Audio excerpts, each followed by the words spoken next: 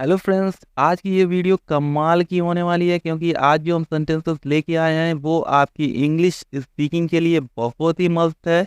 यानी बहुत ही ज़रूरी है। अगर आप अच्छे से इंग्लिश बोलना चाहते हैं, फ्लुएंटली इंग्लिश बोलना चाहते हैं, तो आपको ये सेंटेंसेस ज़रूर मालूम होने चाहिए। You must know this sentences in English.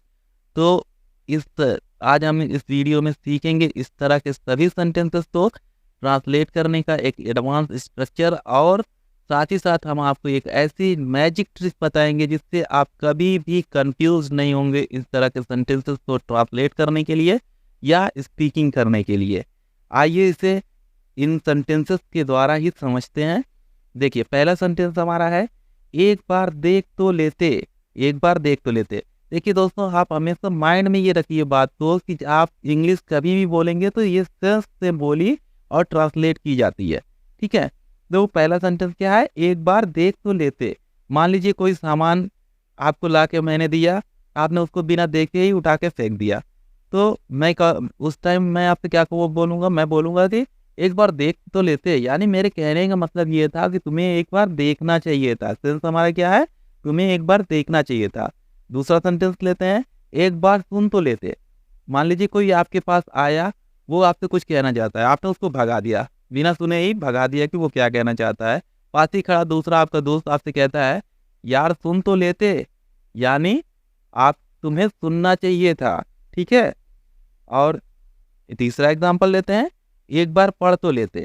ठीक, सेम सेंस उसमें भी आएगा।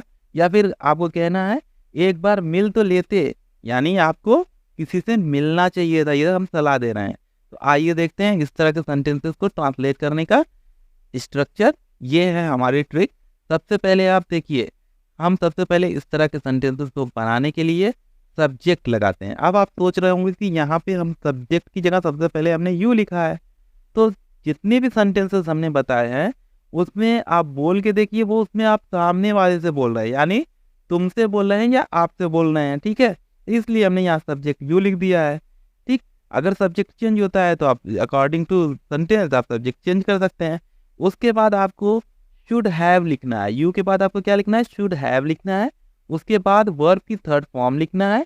फिर उसके बाद वंस लिख देना है। वंस का मतलब होता है एक बार, आपको मालूम होगा एक बार। ठीक है, तो ये है हमारा स्ट्रक्चर।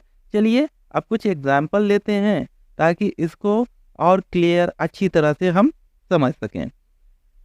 एक बार देख तो लेते, you should have seen once. एक बार सुन तो लेते, you should have listen once.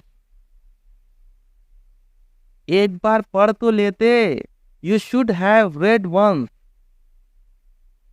एक बार मिल तो लेते, you should have met once. Last sentence जिसे आपको ट्रांसलेट करके हमें कमेंट बॉक्स में लिख देना है, एक बार पूछ तो लेते, और हमारे चैनल को सब्सक्राइब भी कर लेना है।